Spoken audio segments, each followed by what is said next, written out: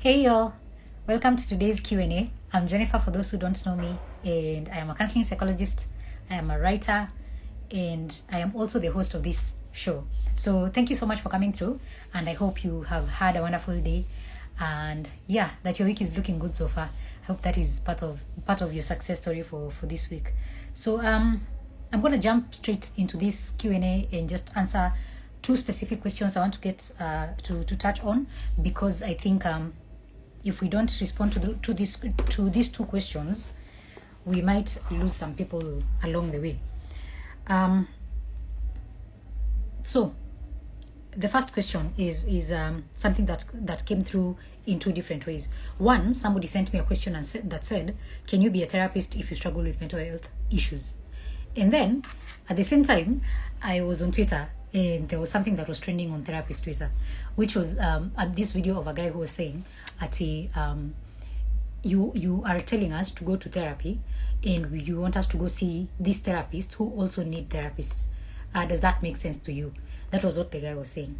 And so that I found that quite amusing, but also in a bad way, because I'm like, we really have a lot to do if that is the mentality that is out there when it comes to therapy and mental health. So I want to answer that question about mental health among mental health professionals. I want to respond to whether you can be a good therapist even if you struggle with mental health issues. And that's what I'll be dealing with. So the question of can you be a therapist if you struggle with mental health issues is flawed, and it is based on false assumptions. 3 false assumptions to be precise. The first false assumption is that mental health is black and white. It's either you have it or you don't. It's either you have a mental health issue or you don't. There's this the assumption makes you believe that with mental health issues it's an either or kind of situation, and that is false in so many ways. And I'm going to explain by saying that when it comes to mental health, most of it is on a continuum. We are all struggling with mental health to one degree or another, and we are all on different parts of that spectrum. There are some people who are on the extreme, where they are struggling with very difficult mental health issues that are draining them, that are making it hard for them to live life to the fullest. There's those people who are on that end. So these people, you might find that maybe they are hospitalized, they have very serious mental health disorders, they have many problems when it comes to their mental health. Those are people on one end of the spectrum. On the other side of the spectrum, there's people who have mild to almost an non-existent mental health issues. So you'll find it's people who are going through things that do not make it difficult for them to exist. So for example, if maybe you have anxiety, let's say you have something like social anxiety, but you're still able to live in the world, you're still able to do your job, you're still able to go to work or go to school or do your thing without the social anxiety crippling you, without social anxiety making it impossible for you to live your life. Then you're on the other side of the spectrum, which means there are some days when the mental health issue will feel big. There are some days that the symptoms will be magnified. There are some days that the symptoms will be crippling to you. But then there are some days that your mental health is in a good place and you can take care of yourself. And so that is the fluctuation that I'm talking about.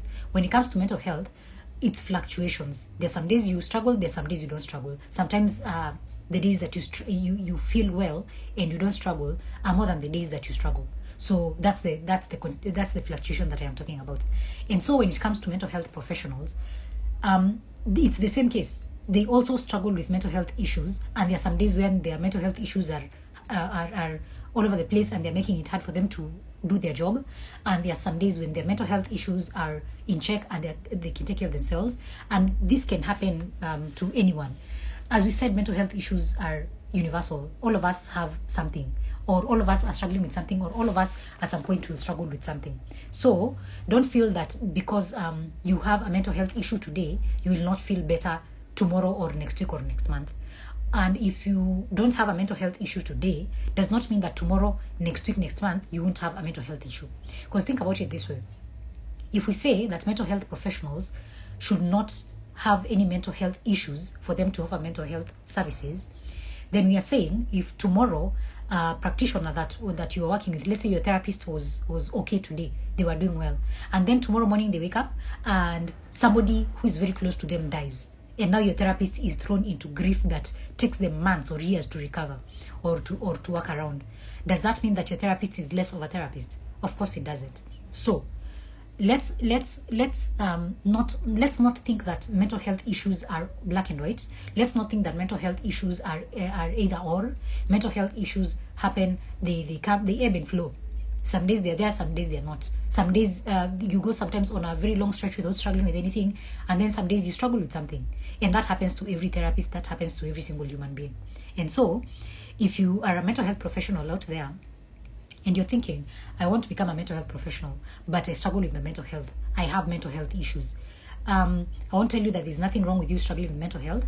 What I would say is make sure that you know to what extent your mental health issues go, and if they are making it difficult for you to work with clients. So if you are a therapist and you can't work with your clients because of your particular mental health issue, then go deal with that particular mental health issue. Go to your therapist, go to your supervisor, do your own work, make sure that you are taking care of yourself first before you can go offer the services.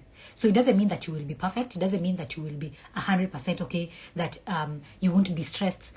Stress is part of life. It's going to be there on a daily basis. So there's no expectation that you have to be at 100% for you to offer the services.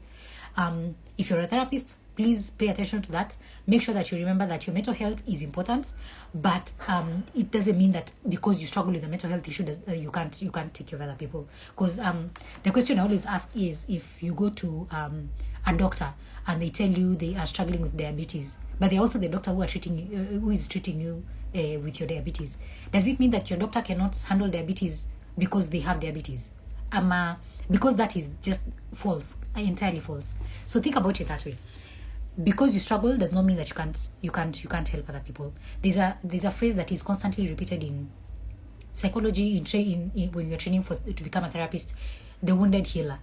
There's a reason why that's a phrase. There's a reason why that is a common phrase among mental health professionals. The wounded healer means that we are struggling, we go through our own things, but we're also able to hold space for other people to feel seen and heard in their own situations. And that there's nothing wrong with you struggling, as long as you're able to help your clients after doing your own work, after taking care of yourself. So therapists, take heart. You can be a therapist even when you struggle with your own mental health issues. Just make sure that you know to what extent they go and what clients trigger you, so that you can either find supervision for those clients or those particular situations that your clients are going through, so that you can get supervision for that, or you can refer those clients to therapists who can deal with that particular issue without getting triggered. And know the days that your mental health struggles are impacting your work and making it difficult for your clients to get the best services possible. And on those days, then maybe you go to your therapist, or you take time off, or you just make sure that you do not interact with clients in a way that makes it hard for you to function, and that robs the client of the time that they need from you and the space that they need you to hold for them. So that is how I would approach that question. The other thing that is also what do you call it? That is also a false assumption about mental health professionals who struggle with mental health is that we assume that the things that mental health professionals hear in therapy and in sessions, those things don't affect therapists, and that is false. I have said this before, and I'm going to say it again. Vicarious trauma among helping professions, among therapists, is real, and it is a serious thing. Remember what we said last time about vicarious trauma? It changes your worldview. It changes your perspective on life. You can listen to so many things, so many traumatic experiences from your clients, mpaka it changes your own worldview about particular issues. So for example, if you're a child therapist and you are working with children who have gone through a lot of abuse in the family, from family members, or maybe it's even close family members who have abused them in one way or another, who have neglected them, treated them badly. If you hear those stories continuously for a very long time, it is going to be impossible for you to look at your own child and not have those thoughts at the back of your mind, to be like, if I leave my child with a family member, will they be safe? And it's not because until now you're doubting every single person in your life. It's because exposure to that particular line of thought, that particular experience, changes your worldview, because that is what vicarious trauma does to a human being. That is what vicarious trauma does to therapists. It will change the way you see the world. And that's why I keep saying, as a therapist, you need to know how many clients you need to see for you to still be okay. Do not go beyond your caseload, the one that you know that you can actively and effectively handle. If you keep seeing clients to a point where you're completely depleted, it is going to mess up with your own mental health. So, as a therapist, you need to find your limits and you need to stick to those limits. There is nothing wrong with you seeing 5 clients if 5 clients is the maximum that you can take. There's nothing wrong with you seeing 10 clients. There's nothing wrong with you seeing 2 clients if that is the maximum that you can take. So, for example, I'll give an example of myself. I get very overwhelmed when I do therapy with clients. And so, with time, I have gotten to a place where I know how many clients I can work with comfortably without getting overwhelmed with therapy as a profession. And if I go beyond that number of clients, I usually get very exhausted, I usually get very depleted, and sometimes I get very depressed. I get very unwell and I need to go seek my own therapy, and sometimes I need supervision. So through my experience, the time that I've been a therapist, I've been able to learn myself, and I've been able to know how many clients can I comfortably work with. And I always stick to that number. Sometimes I know money is tight and you need to see more clients for you to put food on your table. And I totally understand that experience. And I know that you might have to do some things that you don't want to do just for you to put food on your table. And there's no shame in you doing what you need to do. But I will need for you to be very conscious and deliberate about your experience, about the work that you do with clients. Know your limits and stick with them, because vicarious trauma is real and it affects therapists all over. It affects people left, right, and center. And you are not an exception just because you're experienced, just because you have a master's or a PhD. It will not spare you just because you think that what you're doing is very, very important. You will still struggle if you keep exposing yourself to situations that make it hard for you to function as a therapist. So keep that in mind. The third and last false assumption about therapists working as mental health professionals when they struggle with their own mental health issues is that therapists don't have their own personal lives. We keep forgetting that therapists are humans just like everyone else. As a therapist, I can go through the same things that my clients go through. As a therapist, I can lose my family member, I can lose a parent, I can lose a child, and be thrown into grief very seriously, very badly, because these are close people. As a therapist, I can get addicted to a substance. I can get addicted to alcohol. Freud was addicted to cocaine, and he is like the father of this thing. So, we are not exceptions. We are not immune to the human problems that affect human beings. As a therapist, you can go through divorce. As a therapist, you can lose your child. You can have a child who's struggling in school and it is giving you a lot of pressure. As a therapist, you get fired. You lose your job. Kwanza right now, in this climate we are in, therapists are losing jobs left, right, and center because hakuna job, hakuna do, and companies are laying off people. So all those things that happen to people out there happen to therapists. And if we continue acting as if therapists are not allowed to have human experiences, we are going to create 2 problems. First problem, therapists are going to hold themselves to a very, very high standard, a standard that is unrealistic, that they're supposed to be perfect. That is going to be the number one problem. Therapists are going to start thinking they need to be perfect for them to do their jobs, forgetting that as a therapist, the skills to become a therapist are skills that you get taught. You're not born as a therapist. Therapists are not born. So, as a therapist, you learn the skills to become a better therapist, and it takes time, and it is okay for you to take the time that you need for you to become a better therapist. And every day, every experience you have with clients is an opportunity for you to become a better therapist. So, if the expectation that is created is that therapists are not supposed to struggle, you're going to expect perfection. And so the days that you are unable to offer therapy to your clients, we are back. Yeah. So, as I was saying, if the expectation is that as a therapist, you're not supposed to struggle with human issues, with human problems, that expectation is going to make you seek perfectionism. You're going to start expecting that you cannot take care of your clients on the days that you struggle. You cannot take care of your clients if you have problems. And the problem is that as a human being, you're always going to have problems. So it means you're never going to do your job because you always have problems. So that is the first problem with having these unrealistic expectations about therapists not struggling with their own problems. The second problem that is created when we expect therapists to be perfect, when you expect therapists to be 100% all the time, is that clients are unable to relate with their therapists.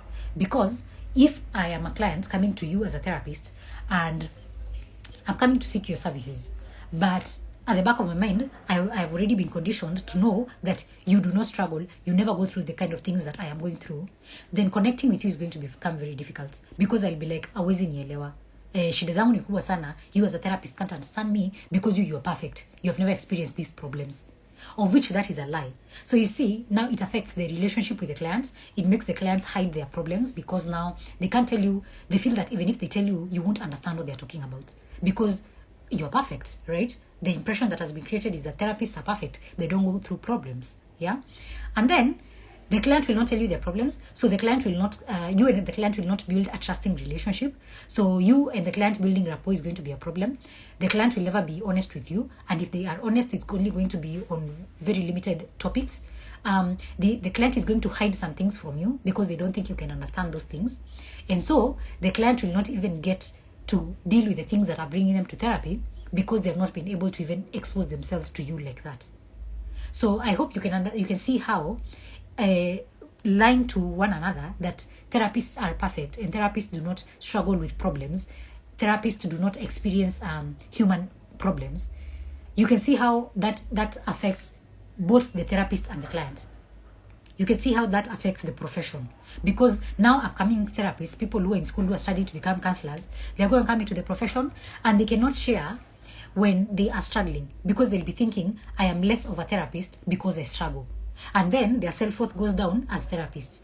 And so it becomes very difficult for them to bring themselves in therapy and bring their personality in the therapy room. They can't relate to their clients because there's this thing they need to keep upholding where they're supposed to look perfect and look like they don't struggle. So I hope you can see how problematic the expectation that mental health professionals do not struggle or should not struggle with mental health issues is. So I'm going to say it again.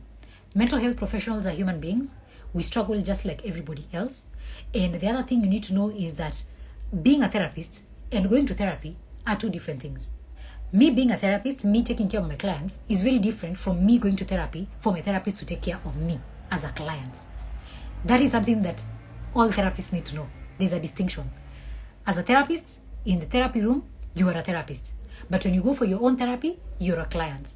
And those two things are very different. And just because you know how to take care of yourself, just because you've gone to school and studied how to take care of people when they're struggling with mental health issues, does not mean that now you can heal yourself because now you know some of the things that work. Because there's the knowing in your mind, and there's where you go to a therapist and sit as a client and let the therapist help you solve the problems that you're going through. So keep that in mind. I hope that we can have a bit more empathy on mental health professionals and realize that this work is hard. This work is very, very difficult. This work takes a lot from us as human beings. It requires for us to keep giving a lot of ourselves. And at some point we get tired. And that does not mean that it is you, the client, who is a bad person. It just means that we are human and we go through what being human means. So yeah, I think that's something I wanted to really touch on, because I want us to stop acting like mental health professionals are perfect. As I said, remember that the skills of becoming a good therapist are not inborn. You don't get born as a therapist. Therapists are made. So those skills, even if right now you're feeling as a therapist like you're not where you want to be, or you're not a very good therapist, always remember that you can learn these skills. Communication skills can be learned. Listening skills can be learned. Empathy can be learned. Compassion can be learned. All these things, that's why we go to school for so long. And that's why we spend a lot of years practicing. That's why we go to practicum. All these things tie together to make us remember that therapy skills that make a good therapist are learned. They are taught and they are learned. And you have the capacity to learn, and you have the capacity to practice the things that you learn for you to become a better therapist. So there's no expectation that on day one you're going to be perfect. Give yourself the grace, give yourself the time for you to become who you need to become in due time. And to tie all this point again, to tie it all together, is I'm going to say what I said in the beginning, that as a mental health professional, you need to figure out how your mental health challenges impact your work so that you can take care of yourself when you need to. Monitor yourself, know when you are getting triggered by a client's issue. Maybe they have gone through, let's say, abuse of some sort, and you have gone through abuse of some sort. And when they come and speak about these things, you feel triggered in one way or another. Make sure you're very aware of those situations so that you can start going for your own therapy, and you can start seeking supervision. And if the case is too heavy, you can start finding other therapists to refer that client to. Know when your mental health challenges affect your work, and know when your mental health challenges affect you as a human, so that you know where to draw the line. You know how many clients to work with, you know how many sessions to work with clients, you know what type of mental health services that you offer, what treatments, what mental health challenges you treat, and when you need to go for your own therapy, your own supervision, and when you need to take a break. That is the most important thing. Yes, you can work as a therapist, as a mental health professional, even if you have a mental health issue. Just know when it interferes with your work. So yeah, I think that is what I would say. There's another question that came through. Somebody was asking, is it a bad thing? What was that question? Somebody was asking, how do you explain the thing about space? Yes, it was about space in relationships. So this person was sent in the question and asked, when it comes to space in relationships, is it a bad thing? And does it always mean that the relationship has to end? Or does it mean that there's still room for you guys to work things out together, even if the other person is asking for space? So I'm going to answer this question using an illustration. There's something called a Venn diagram, and a Venn diagram is usually two circles that meet somewhere in the middle. So it's something like this. So consider this a circle, this is a circle, and this is a circle. And with these two circles, if I bring them together, I form a Venn diagram. If they overlap, that's still a Venn diagram. As long as they are together, they are combined together, that is a Venn diagram. So when you talk about space in relationships, we have to talk about individuality in relationships. When we talk about space, you can't talk about one without the other. So as an individual, consider yourself to be one of the circles in a Venn diagram. And then this person you're in a relationship is another circle is another circle, yeah? So there are two circles right now that are operating. There's you and there's your person, yeah? As a person, you're an individual, and your person is also an individual. They have their own life. Before you guys met, they had their own life. They had their own hobbies. They had their own job or whatever they were doing. They had their own life before they met you, and you had your own life before you met each other.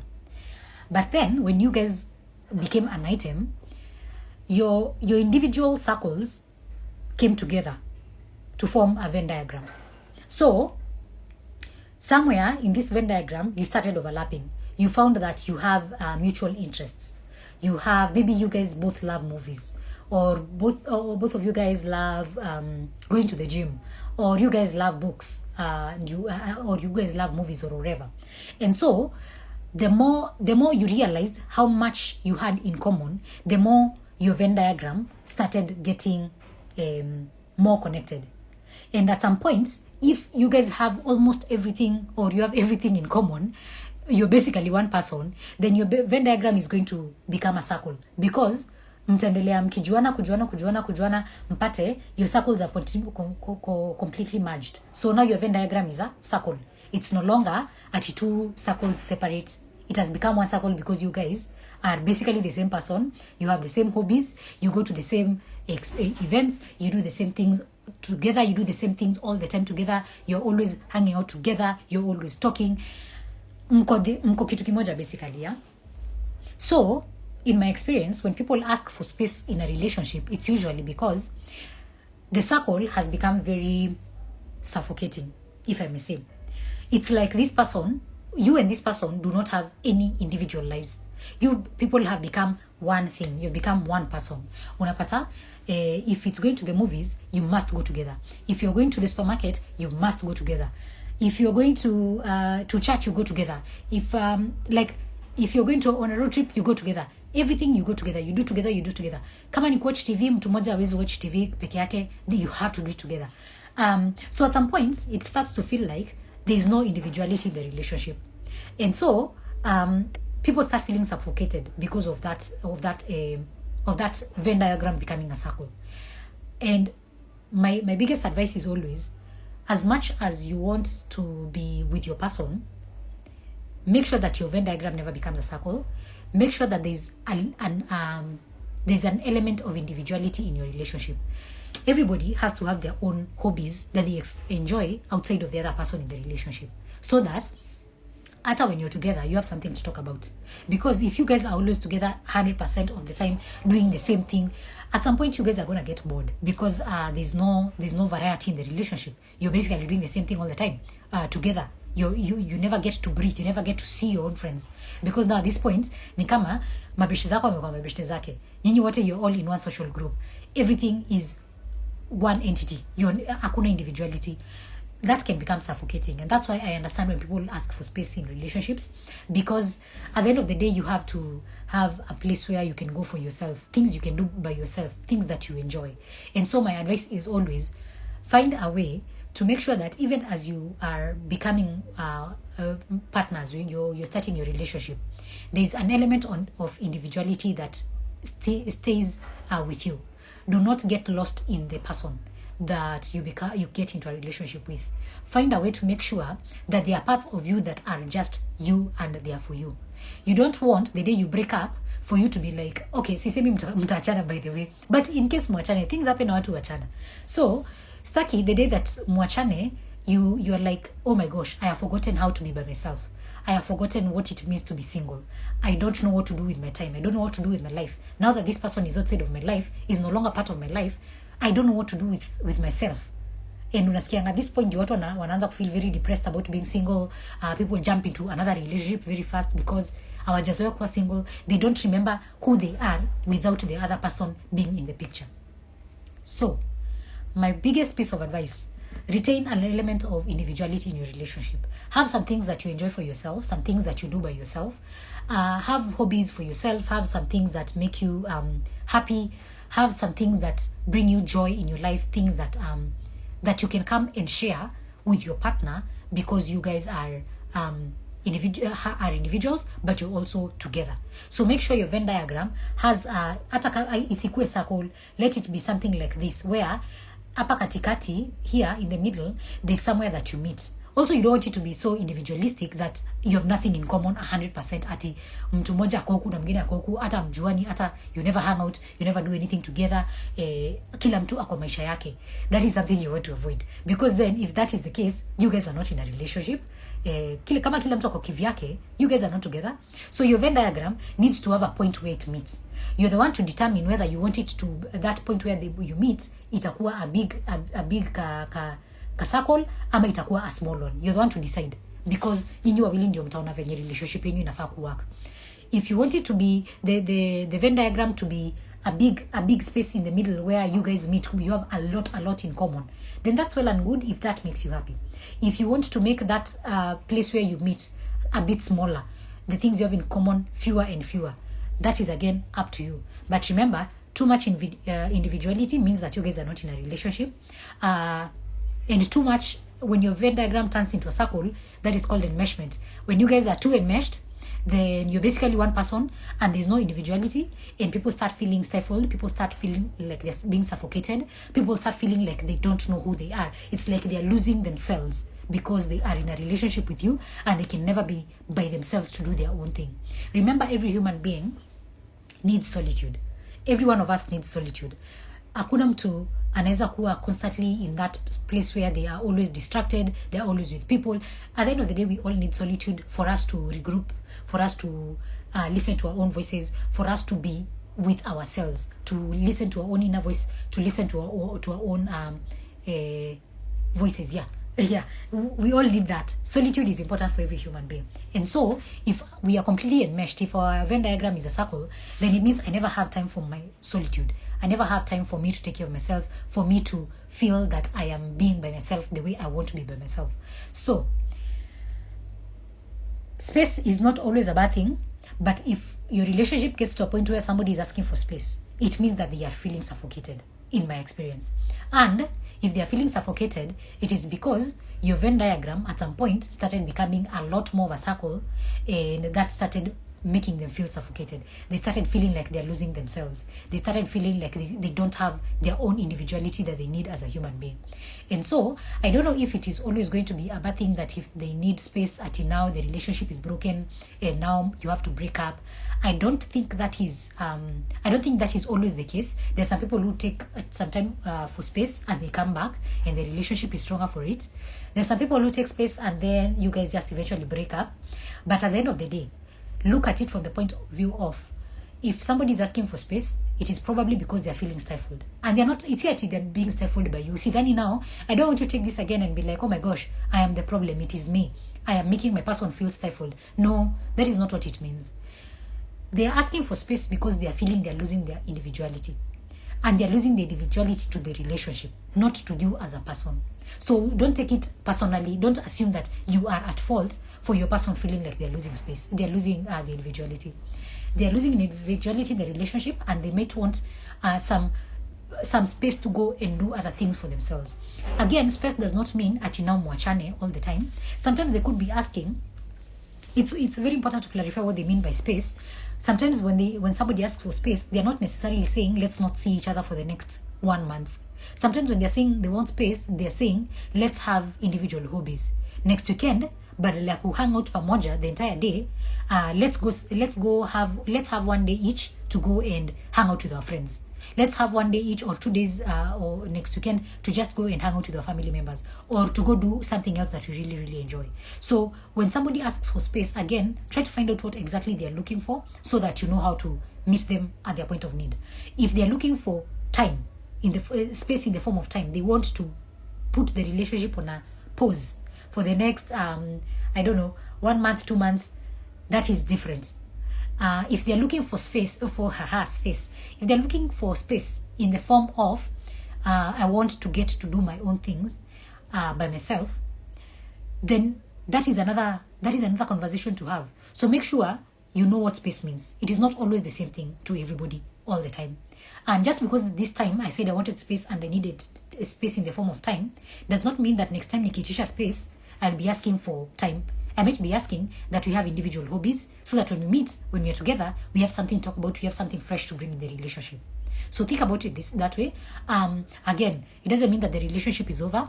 Sometimes it is over, but sometimes it's not over. Sometimes it's just that people want to have a level of individuality. So again, kila mtu, please understand that. I can see somebody who's requesting to join the live.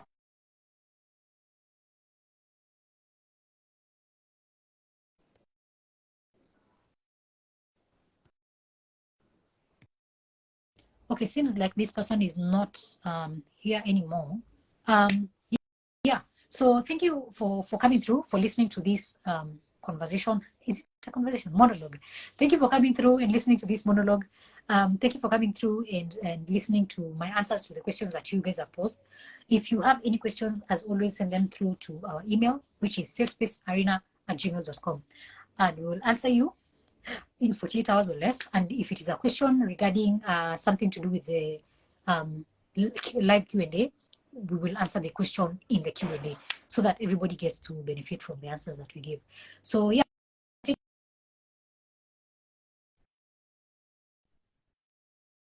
wish you a wonderful week, and I will see you next week. Yeah, enjoy your week, enjoy the rest of the remaining parts of your week. I will see you next week in the live Q&A, and we'll get to answer more questions. You can always send questions in the DM, and if you have any concern, any complaint, if you're looking for a therapist, always come to the DMs. We'll respond to you in due time. Even if I don't respond, Jennifer, we always have somebody in the DMs who's responding, who's handling our social media. So somebody will respond to you in 48 hours or less. Asanteni, Masha Gifts, thank you so much for coming through. And Tilan Mbugwa, thank you for coming through as well. And Loud Like Psych, thank you for coming through. Unfortunately, we're just coming to the end of the live, and yes, I will share this with everyone so that you get to hear what we covered today. Masha says, amazing session. Thank you. You're welcome, Masha. And see you next week. Share this video with somebody. Share this in your WhatsApp groups. Please share this with somebody. You never know who you might be helping, and it may change their lives, and you could be the person responsible for that. So share this around, and I will see you next week. Asanteni sana. I'm Jennifer, and peace.